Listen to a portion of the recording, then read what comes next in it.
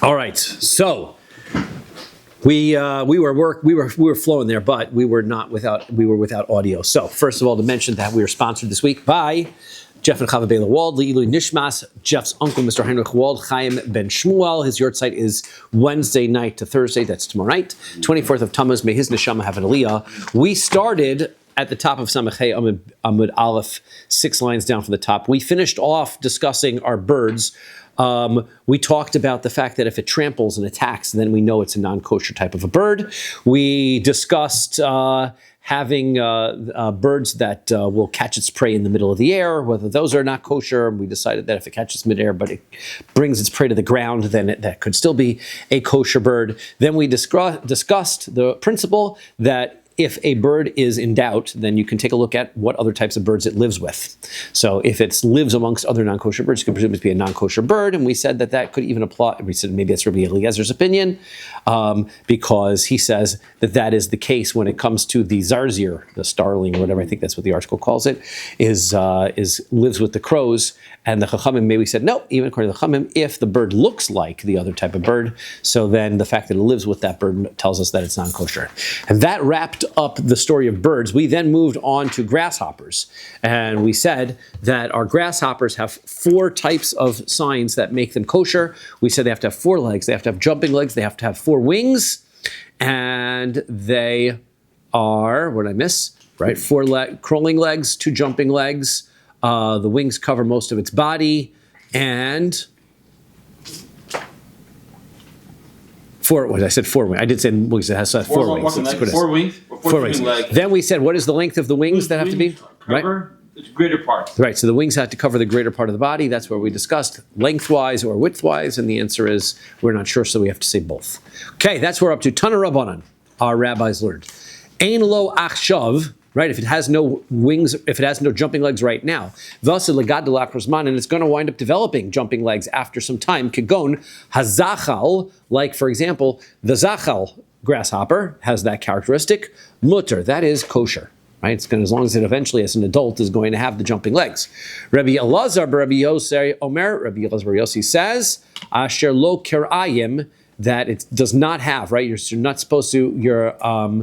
The pasuk says, the whole pasuk is, Ach es zet tochu, these ones you're allowed to eat, Nikol sher tza'of, all the flying insects, halech al arba, that go on 4 legs, asher lo karayim, that it has jumping legs. But we can read asher lo karayim, it has, or lo with an aleph, it does not have. So he says, even though it's written lo, that it does have, it can be read lo, that it does not have. So therefore, what that means to tell us is, af al pi she'ein lachshav, even though it might not have it now, the asid lagadel, if it's going to eventually grow them the acharzman, after some time, it can still be a kosher grasshopper. So if you catch them while they're young and they don't have jumping legs, that's not a problem. How would you know if it's kosher if it's not at such a young age? Because we would be able to, I guess we could recognize them as they grow up, right? You have to be a really good grasshopper person to be able to identify the different types. Grasshopper detective or whatever it is. Right, yes. There's a word, like I said, I've been using the fancy word ornithologist for birds. There's got to be one for study of grasshoppers, I'm sure. My zachal, what is a zachal that is permissible? Amar Rabbi says it's the askira, right? It's the type of grasshopper called the askira. Tana Rabbanan. I don't know what the askira is. Yeah, I'm not that expert. So our rabbis learned in a brisa, Es eila mehem tochelu. These are the types, the pasuk says, right? First says, these are the ones you cannot eat. So it says the ones that go on 4 legs and they have jumping legs. So then it says, these are the ones, that's the ones that you can't eat, right? It has 4 legs, have jumping legs. Then it says, these are the ones that you may eat. And then it lists arbe, and then it says, let me know according to its species. Arbe is kosher type. So, arbe zek govai. What is the arbe? Arbe is the govai. Then salam, right? The next one that's in the pasuk is govai. What is the govai? I do not know. Right? We're just going to have to go with whatever the Hebrew. I'm not Yemenite. I mean, the Yemenites have their tradition as to exactly which grasshoppers to eat. I do not. So govai is the first one. Arbe is govai. Salam is rashon, and chargol is the nipol, and the chagav is the gadyon. Okay, so those are all when it says lemino, it comes to include these other types of grasshoppers which are of similar type to the other type.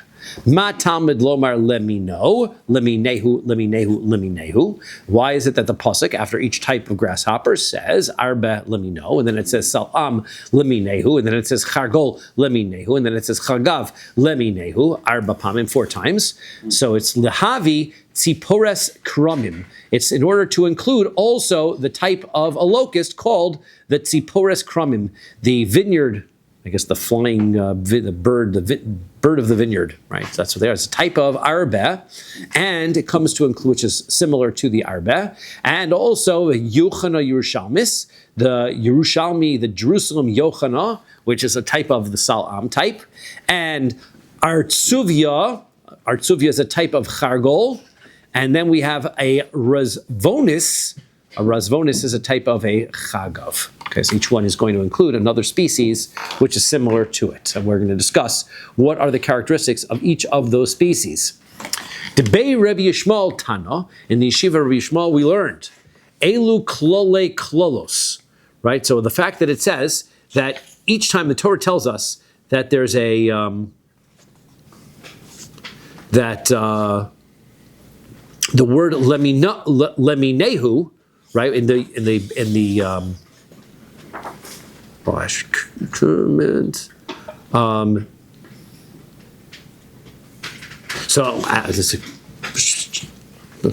let's go back to mention when it's first we had a Tana Rabban, we had a brisa that we mentioned before, which we said these are the types of the arbe that we listed each 4 types, and then we said each time leminehu comes to include one more type. Okay, so that's the first brisa. Period. End. Second brisa. Debei Rabbi Yishmael Tana, in the yeshiva of Rabbi Yishmael, they learned a different brisa, and they're going to learn the pasuk differently. And that is that when they learn the pasuk, it says that you can eat all types of the locusts that jump. Then it says a type, and then it goes back and then says liminehu according to their type.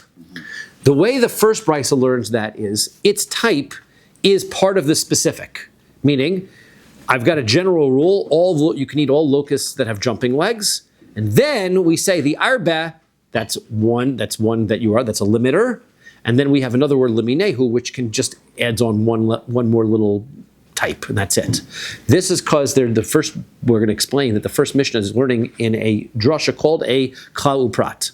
Klal uprat is where I've got a generality followed by a specific, right? And I like to explain, imagine that I am going to send my son to the gas station, and I tell him, go get some gas, and I say, 87, right? Get the 87, right? So by adding the 87, I mean, don't get any gas, I only want the 87. The 87 defines what I meant by gas. That's the klal, the generality, and then I add a specific. The specific must be the definition of the generality. That's a klal uprat. You have to know exactly how. You have to know exactly how much gas to put in as well. Don't necessarily. The car will tell it when to stop. Then we have another type of josh called klal uprat uklal. That is where I've got a generality, a specific, and a generality. I say, go get some gas, 87, and then I say, or anything unleaded. Okay? By adding or anything unleaded at the end, I don't care if it's the 87. If they're out of 87, you can get the 89, the 91, right? But not diesel. Correct. Don't get diesel. That's the point, right? Because by a klal uprat uklal, I'm saying you include everything that's similar to the specific to exclude something, right? To exclude the one thing. So I'm including all of the unleaded gasolines, which are like the 87, but not the diesel, because that one is not like it. So I'm telling him, don't put diesel in my car, please. Right? So that is how a klal uprat uklal works. So according to this brisa, they learn this rule of all jumping grasshoppers, then a specific type of grasshopper, and then it says liminehu according to its type, as a generality, a specific, and then a further generality. They basically are arguing over the word leminehu, whether that is a general term, or that's just another specific term. And we'll see what difference, how come they argue on that point. So this is elu klole klolos, that every time it uses the word leminehu, that's a second generality. And elu prote protos, the other types, the four types that are listed, the arbe, the salam, the chargol, and the chagav, those are the specifics. So therefore, it works like this. Arbe ze govai. The arbe is the govai. Let me know, then when it comes to generality, lehavi tziporis kramim, it comes to include even the vineyard, the vineyard one, right? Because we're going to see that it is of the same category as arbe. It's similar to the arbe. Because they both have all four types of kashrus, all four things that are appropriate that you need for the grasshopper.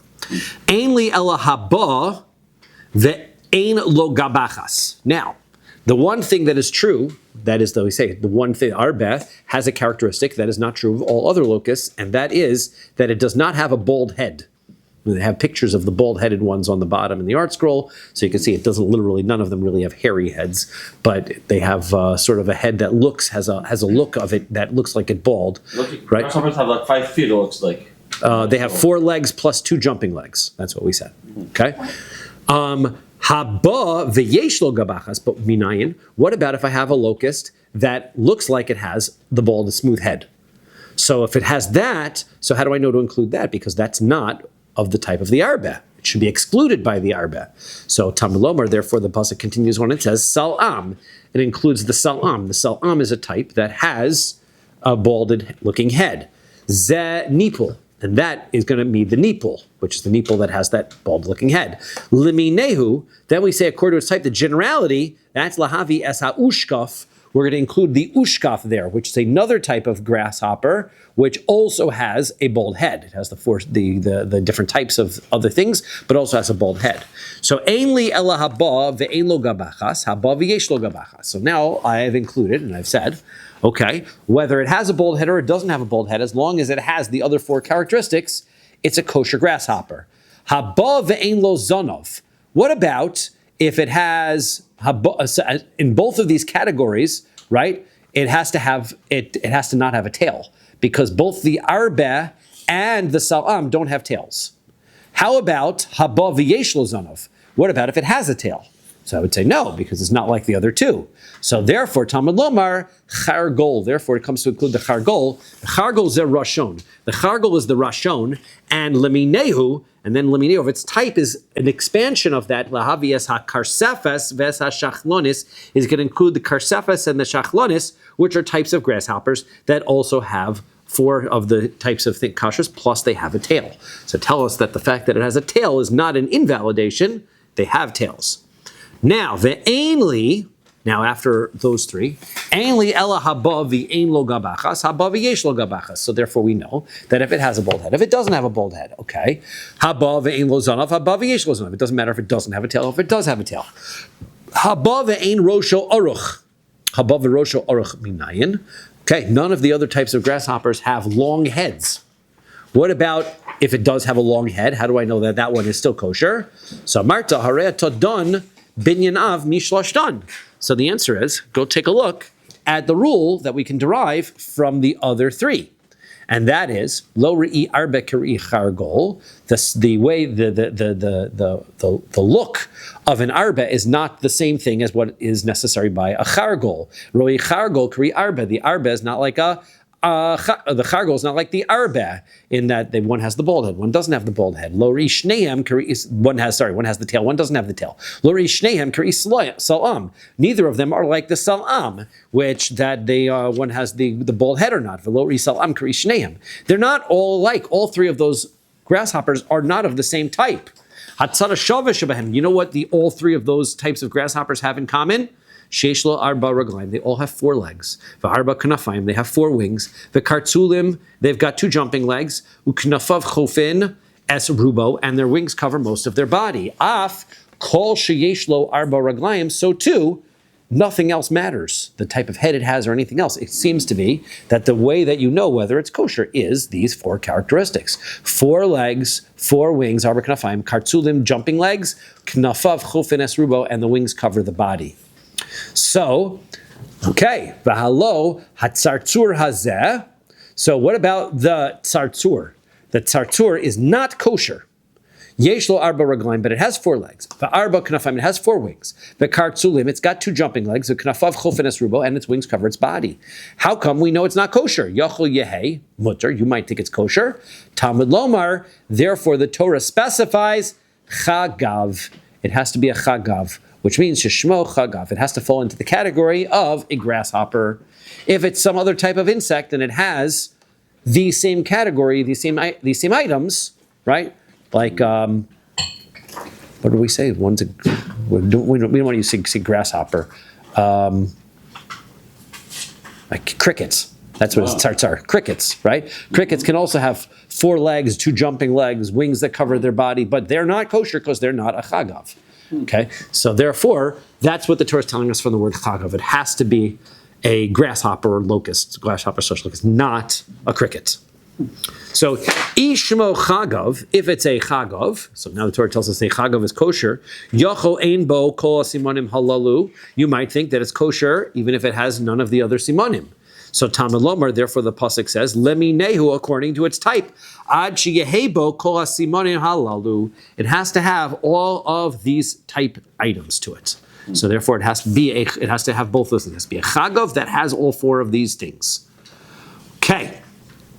So now, parach rav achai. So now, the Gemara wants to ask a question that from this brisa, the brisa that says that the way that we know that what's kosher, what's not kosher, is that it has all 4 of these types of things.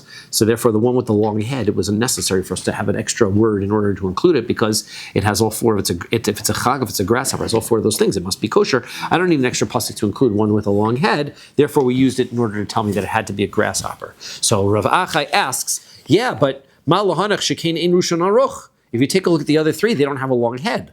So maybe one of the simanim is that it doesn't have a long head. And so therefore, how do you know to include the one that has the other 4 simanim and a long head? So if you're going to tell me that since they have the other 4 signs, so then we're going to be able to say that they are kosher and we are, even if they're not similar 100%, you can't say that because ihachi, if that's true, chargol nami, deshavu lahu lo lichtov. Then the chargol, right, which is also has all 4 of the different things, and it shouldn't be written it should be written. V'teisei arbe v'salam. All I would need is the arbe and the salam. I'd look at the arbe, I'd look at the salam, and I'd know that the characteristics that it has are the 4 legs, the 4 wings, the jumping legs, and the wings that cover the body, and that would be sufficient. I wouldn't need to include the chargol, right? The fact that it has a tail. Ella ikla mefrach. The reason why you have to bring the chargol is because malahanach shekein lahem zanav. The other ones are similar in that they don't have a tail. So hachanam. So therefore, this one you have to include a type that has a tail in order to tell you that the tail or not a tail doesn't matter. So hachanami. So here too, ikla mefrach. You could be asking malahanach shekein rushon aruch. The other 3 don't have a long head. So therefore, you have to bring one that has a long head into the list. Otherwise, you might think that one of the characteristics is that it can't have a long head. Into the list of non-kosher ones? Into the list of kosher ones, right? You'd have to be able to include a one with long heads into the list of kosher, because otherwise I'd look at the other 3 and say, those don't have long heads. So therefore, long head is a non-kosher element. Ella amar Rav Achai, so Rav Achai says, Salam Yaseruhu. The answer is the Salam is really extra, right? The way that the wording goes like this. The Salam is extra. Because Lo Lichtav Rachmana Salam, we don't need to write the Salam, but Teise Me Arba Ume Chargol, because if you just include the Arba and the Chargol of the 2 types, that would include all the different types. Because Demai Parachta, what was your question?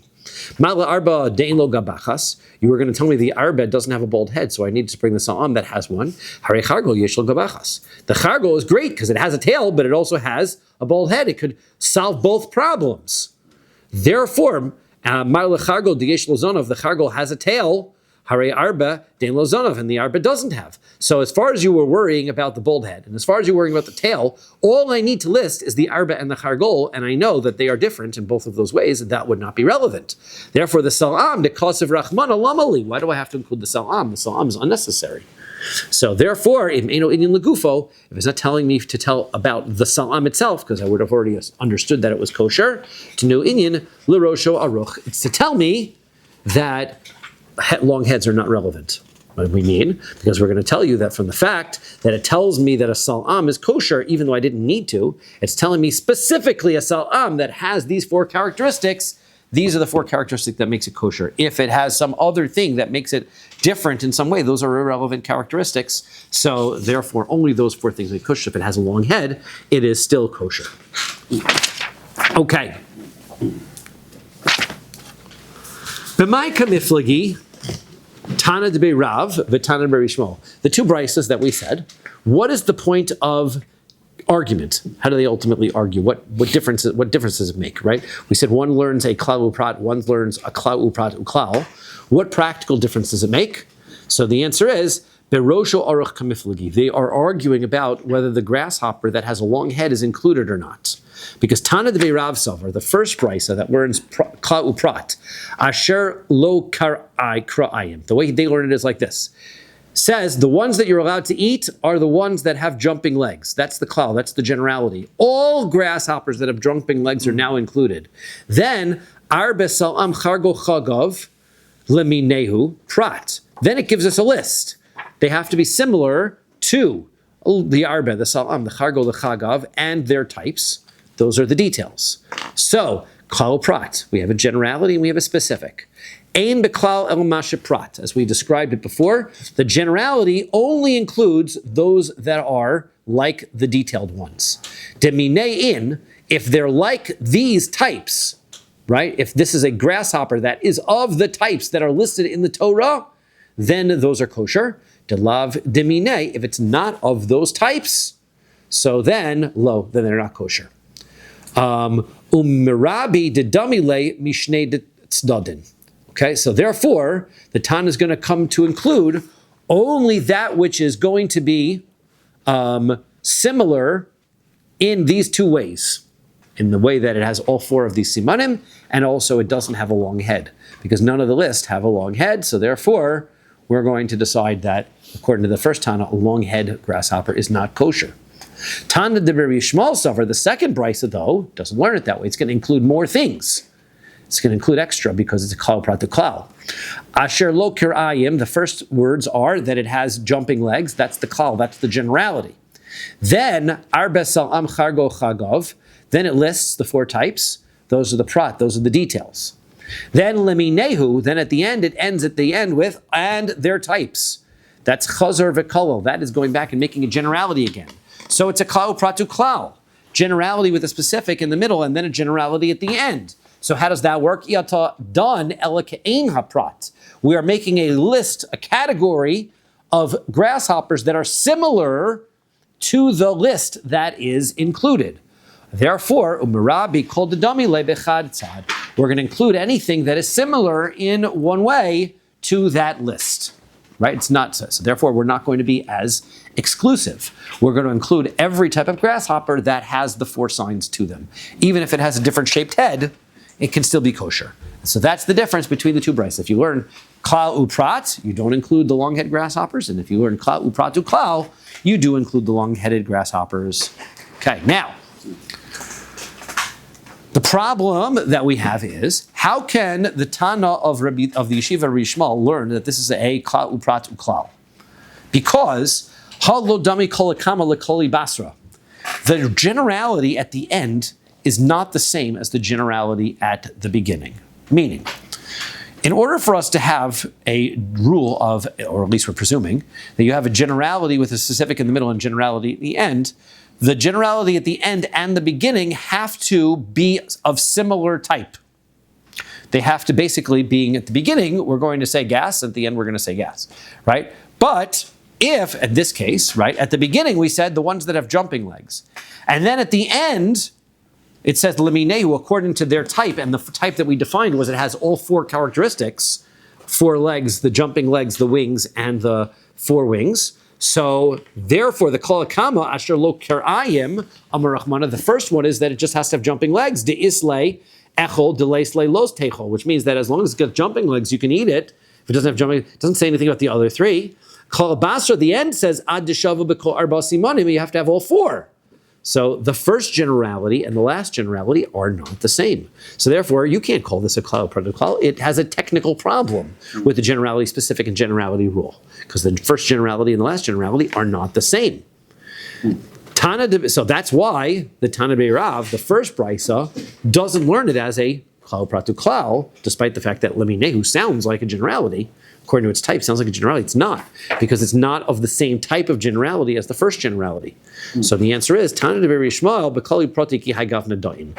The answer is that in the brisa of Rabbi Yishmael, they hold that you can learn a klal prat that way. Even though it's not the same type, they just say, yeah, it's a argument how a klal prat klal works. Can you learn a klal prat klal when the generality at the end is not the same as the generality at the beginning? The answer is yes. Damrina nami ba'alma, because we see that they do that all throughout Shas. They have ones that are like this, and they give some examples. In Bava Kama Daf Samach Daled, they have one that's just like this. In Zvachim Daf Daled Amid Beis, they have one like this. In Krisos Daf Chaf Aleph, they do this, where the specific at the end is the generality at the end and the generality at the beginning are not the same. That doesn't bother. So therefore, mehacha, and they learn it from here. This is the source that we know that the Tana de Rabbi Yishmael does indeed allow you to learn such a klal uprat uklal. Amar Mar. Okay, so the brisa that was brought in from the yeshiva Rabbi Yishmael, Ishmo Chagav, we said there, that if its name was a Chagav, if it was a grasshopper, Yochel Ein Bo Kol Hasimanim Halalu, we would have had the Havami, we would have had the original intent, we would have thought, that the Torah says you're allowed to eat a Chagav, that the Torah is telling us, even if it doesn't have any of the other kosher qualifications, the fact that it's a grasshopper makes it kosher. Talmud Lomar, therefore the pasuk says, Leminehu, according to its type, to tell us, Achu Bokol Simanim Halalu, even it has to be a grasshopper that has all of the four characteristics. Okay, so that's how we learn it. Now, Ein Bokol Simanim Halalu Mehechatesi. Now, I don't understand. Why would you have that presumption? It's a grasshopper. Why would you think that if it doesn't have any of the four characteristics, you could eat it? Arbe v'chargol ksiv. Right before that, it gives me a list. Arbe, salam, chargol.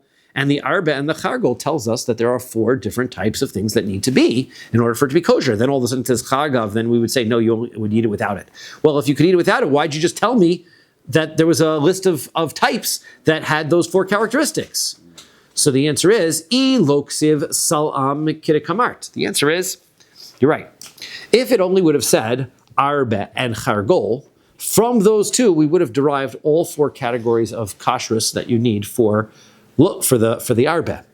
But now there's an extra word in there, salam. Why did we bring the word salam in there? Hashadichsiv salam. Now that the word salam comes in, l'rabuye rosho aruch, that comes to tell me even if it has a long head, it's kosher. Ema li rabbi nami koldehu. So we might think that the word salam is coming to tell me not only the long head, but any of the characteristics that are dissimilar to those other two are also acceptable. Just like it doesn't have, something that is similar to if it's dissimilar, it's included as well. So therefore you can even have a grasshopper that doesn't have those other characteristics and it would still be kosher, kamash malon. So therefore we have to say, no, chagav laminehu, it has to have all four of those kosher signs. My shna hasam, what is different in the first brisa, where it says, Damart salam ze rashon, chargol ze nipol. Tells us what the definition of a salam. Salam is the rashon, and the chargol is the nipol. But then you look at the second brisa, and it's backwards. Damart salam ze nipol and chargol ze rashon. It flips it, right? With all our worrying about the klal prat business, we missed that, right? It flips the definition of a salam and a chargol. So the answer is marki asrei umarki asrei. The answer is they were called different names in their locations. Wherever they wrote the brisa, the first brisa, that was what a salam was and what a chargol was, and then in the other places they just changed the names. And that's how it was. That's like we're using grasshopper and locust and whatever it is. Names are changed from place to place.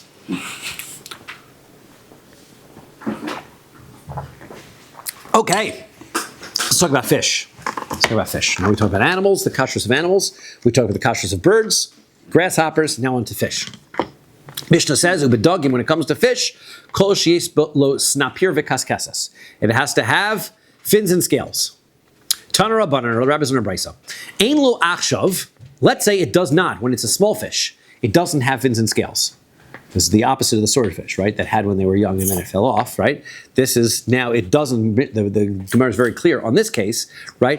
It doesn't have now, but it's going to grow. Ve'asid legada liachar zman, it's going to grow them later. Kegon hasultanis ve'ha'afyan, right? For example, the sultanis and the afyan, right? Not sure what those are. They're small types of small fish, which Rashi says the tunyana. I don't know if it's tunas are not small, so I'm not sure if it's a tuna. Fish of the sardine family. Sardine families. There you go. Okay, so I did not know that about sardines, that they start off without scales and then they get them, potentially so. So, hareze mutter, they are kosher fish. Even though when they're young, they don't have scales, they grow them and you're fine. Yeshlo akshav, if they have them now, right, while they're in the water, ve'asid lahashiran b'shasha olam min hamayim, and then when you catch them, they fall off, right? The scales fall off. Kigon akunas ve'apunas kaspatias and va'achsaftias and atunas. These types of fish, hareze mutter. Those are also kosher, right? They have to be swimming around in the ocean. Once you bring them out of the ocean, if their scales fall off, that's not a problem. Tanan Hasan, we learned over in a Mishnah in Maseches Nida, that we will learn, Kol sheyesh lo kaskeses, yesh lo snapir. The rule is, every type of fish that has scales has fins. Yesh sheyesh lo snapir ve'ein lo kaskeses. But you can have fins without having scales. Sharks, whatever it's like that. You can have fins without having scales, right? But you can't have scales without having fins. Yesh lo kaskeses v'yesh lo snapir, dag tahor. If it has scales and fins, it's kosher fish. Yesh lo snapir ve'ein lo kaskeses. If it has fins but it doesn't have scales, dag tamei, then it's not kosher. Okay, so michti. Let's take a look at what we just said. A kaskeses kasamchinon. If at the end of the day, if it has scales, it will automatically have fins. Then why are you telling me you need fins and scales? Just tell me it needs scales. That's all it needs. Because by definition, if it's got scales, it's got fins. So therefore, all I got to look for is scales. So lichtov rachmana kaskeses velo lichtov snapir. Torah should just tell me, look for scales, don't look for fins. So the answer is, ikos of rachmana kaskeses. If the Torah had only told me you need scales, velo kos of snapir, and it didn't tell me that I needed fins, havamina, I would have thought my kaskeses. What does the word kaskeses mean? I might not have known that it meant scales, right? I might have thought it meant snapir. I thought it might have meant fins, because I could have an animal that just has fins. A fish that has fins. So then, vafilu dag tamei, even if it's a non-kosher fish. So therefore, kasav rachmana snapir v'kaskesses. The Torah writes snapir and kaskesses to tell me it's two things. Therefore, I know it must be fins and scales. Okay. Now that the Torah says fins and scales, so then how do I know that scales, that kaskeses means the scales? The answer is dichsiv, because we're going to go to Shmuel Aleph. And Shmuel Aleph, there's a story about Goliath. Goliath comes out wearing armor to face David. And in Hebrew, what's his armor called? The shiryon kaskasim hu lavush. He was wearing a plated armor. And the plated armor uses the word kaskeses, which means it's scales, right? It had overlapping, right? They have that, like, that's like the armor had plates overlapping one and the other. I'm not sure, because chainmail is like lynx. I think the art scroll calls it mail, like a lynx. I'm thinking more like samurai armor. Yeah. I'm thinking more like the samurai. If you ever seen like the samurai one, right? Where it had layers, right? It has one layer over the other layered armor, right? Because mail is like hooked into each other, right? Anyway, that's just if you're going to get technical. But yeah, you could say it that way, right? But anyway, you can imagine it's got like layered armor so that it's not, the reason it's not all fastened together, so he's got mobility, right? But it's also got protection.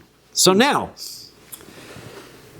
problem is, now that, therefore, it's very clear, right, that we know what kaskeses is. You can't call him, he wouldn't be wearing armor made out of fins. It's armor made out of scales. That's obvious. So now, you can't, your answer that you told me, that if it just told me kaskeses in the Torah, I would have thought it was fins. That's not true. I would have known it meant scales. So therefore, v'lichtov rachmana kaskeses, v'lo lichtov snapir, we're back to our question. Just write scales in the Torah, and I don't need to write fins. So Rabbi Avo says, v'chin tana rishmal, so it also says in the Yeshiva Rishmal, yagdil Torah v'yadir. The Torah writes the word snapir in order to tell me what kaskeses is and what snapir is. right, that even though we will know that fins and scales, that we would be able to know what's what, but nevertheless, it now tells us what the word kaskeses is, what are scales, what are fins, and then therefore we can know. Now, there's another great pshat that is out there, which is that it tells us something about what makes an animal kosher. All this time we've been saying the way that you know whether an animal is kosher is you can look at these external signs, and then you will know if it is kosher or not. The way that you can learn this is that the simanim themselves are the characteristics that turn the animal kosher. Therefore, fins and scales, it doesn't mean that if you look for fins and scales, you know it is kosher. It means that the fins and the scales of the animal are what turn the fish into being kosher. Sure, you can have an animal that once it has scales, I don't need to know, of course it has fins, right? But that's not what the Torah is telling you. The Torah is telling you that the fact that it has scales isn't enough to make it kosher. The fact that Hashem made all of the animals that have scales to have fins also is what makes them kosher. An interesting thing. Tana Rabbanon, our rabbi's words. Mimashma shenemar echol es sheyeshlo. Okay, so now in the Torah it says, right, these are the fish that you're allowed to eat in the water if it has fins and scales. Then the next pasuk says, and the ones you should not eat are the ones that don't have fins and scales.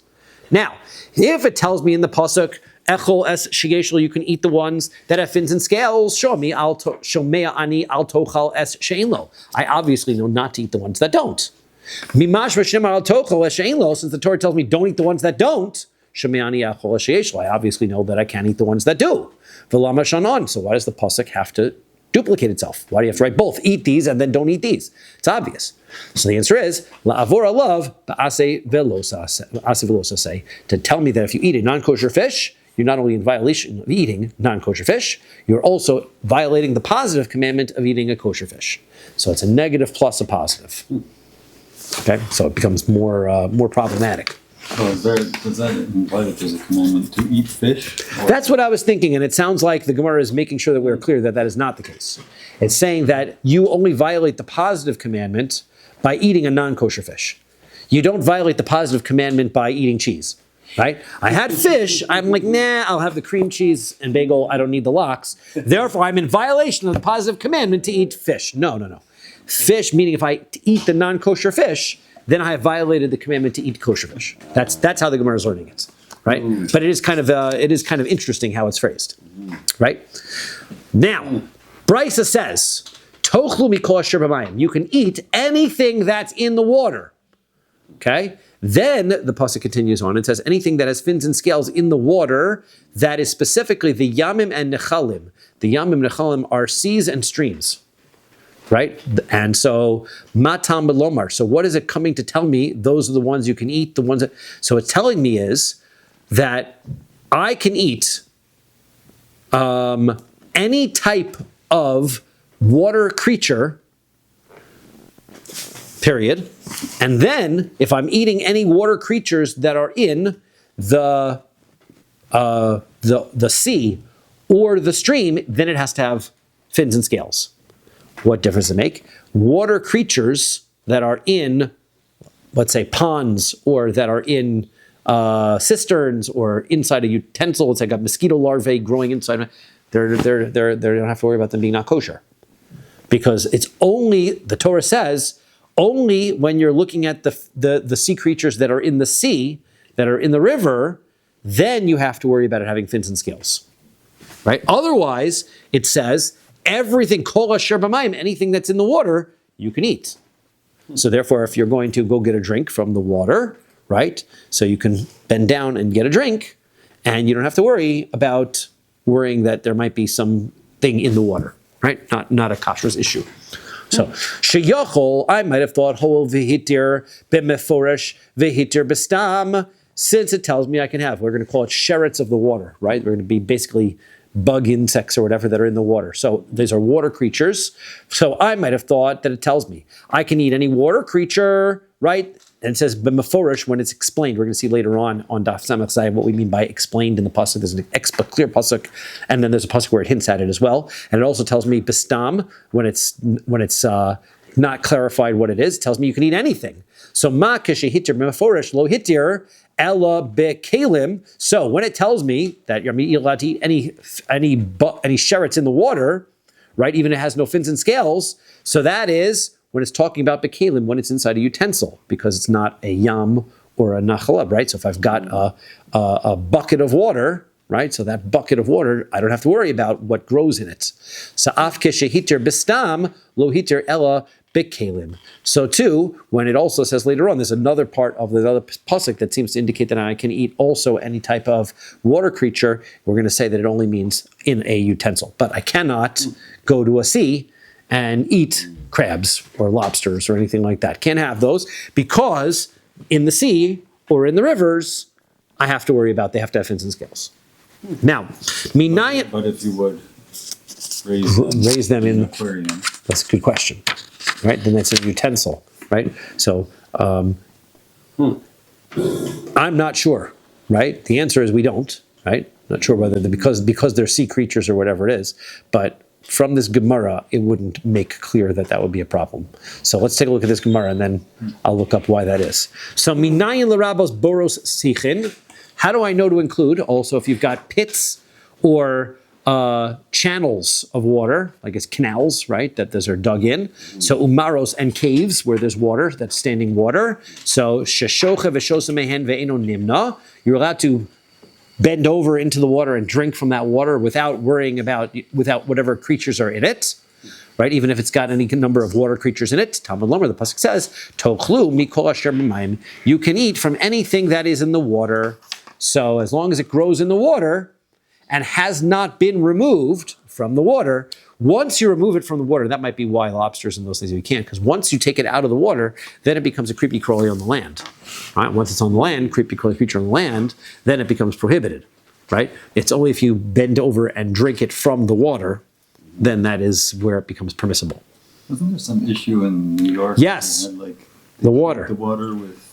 They had filters. well. What happened was they had little small organisms and bugs in the water. Now the problem, right? Whether where the water comes from, whether that is from a bore or a cistern or something like that, it seemed to be that wasn't the answer. The answer that they gave was they were not visible, right, to the naked eye, right? You'd need some kind of equipment, microscope, or at least a magnifying glass to look into them in order to see them, and so therefore you don't have to worry about them lahalacha. So that's what came out. But some people were very cautious and got water filters and all of these kinds of things to be able to make sure, and everybody's forgotten about it since then.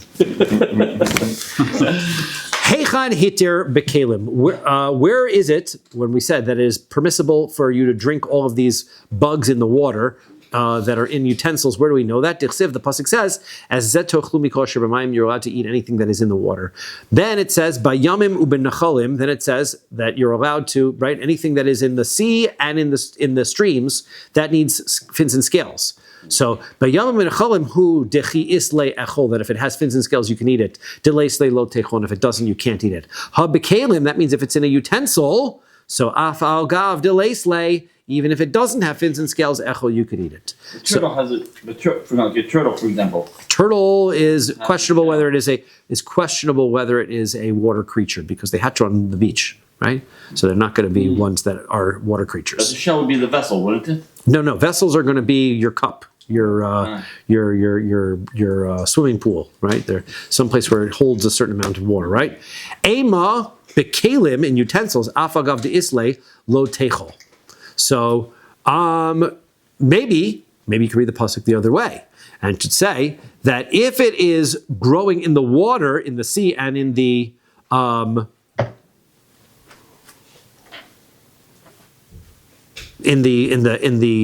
sea or in the rivers, so then it needs the simanitar, it needs the type.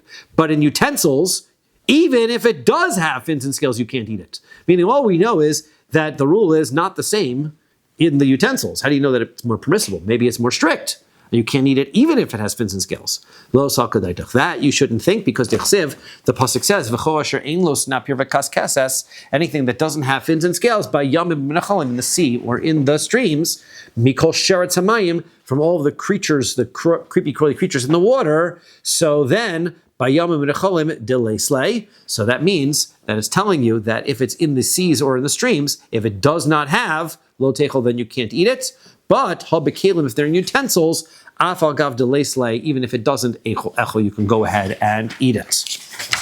Okay. Ema.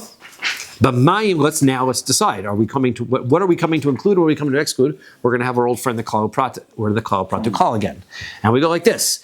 Ve'ema, let's say, right? We're going to say that we're talking about the permission to eat without fins and scales. We said applies if it's a Kahal Prat or is it a Kahal Prat. Bamayim, so it says anything that is in the Bamayim, that's the klal, that's the generality.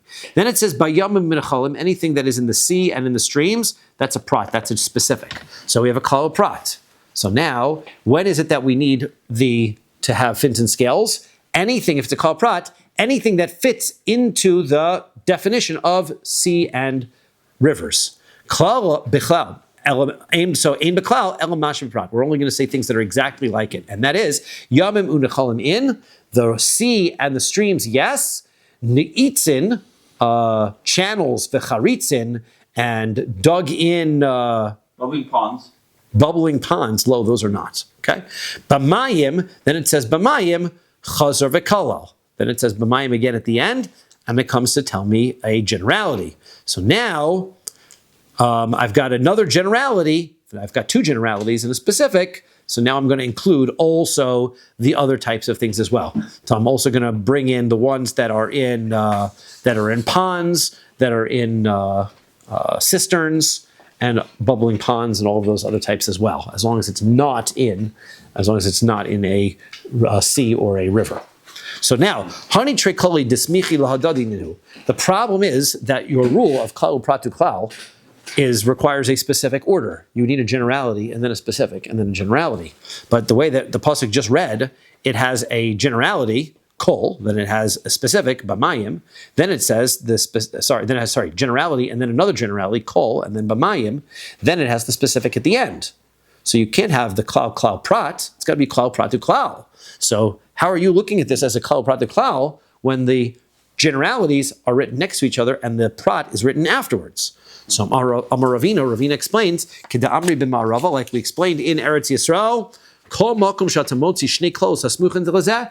If you find such a klal prat that has klal prat to klal, where the two klalim are written next to each other and the prat is afterwards, don't worry about that.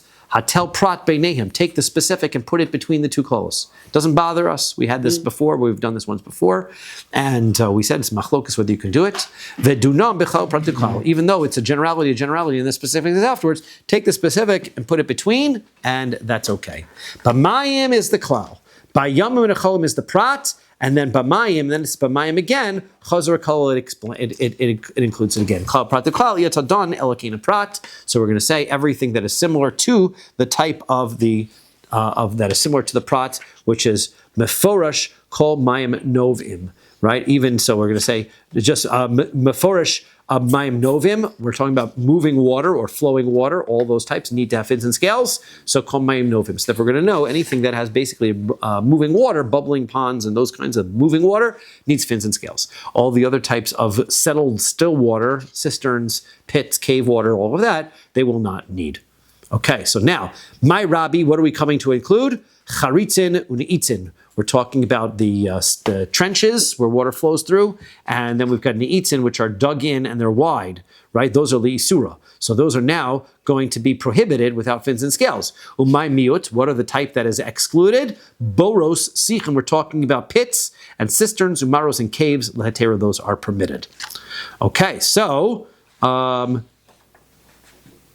go with just a couple more lines. Ve'ema, so let's say, ma prat meforish, Maim gedelin al gabe karka, afkol maim gedelin al gabe karka. So 1 second though, why don't we say that, you know what is special about seas and streams is that they're flowing over land, right? Though underneath them, they're directly above earth, right? So why don't we come to include all the water that basically is in the ground?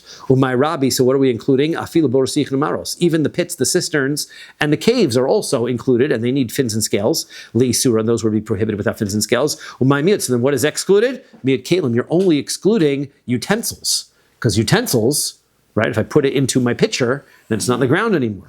That would be where I don't need to have the fins and scales. So im kain, if that's the case, tochlu, you shall eat. Ma'anile, then what are you coming to include? Because the word tochlu comes to tell me that I can eat more than just from one place. Tochlu. So if it's just one thing that I can eat only out of a case, if I can only eat these creatures out of a utensil, then what is the word tochlu telling me? It would just tell me, leave that word out, and I would already know that the ones that are grown in utensils that are not would not be similar, from the fact that it's tochlu comes to include something else as well. So therefore, it is even the ones that are in the ground but not moving water, those are also acceptable. Okay, we can stop here. Beautiful. Beautiful. Rabbi Shmuel, right? Yeah. Tana de Rabbi Shmuel.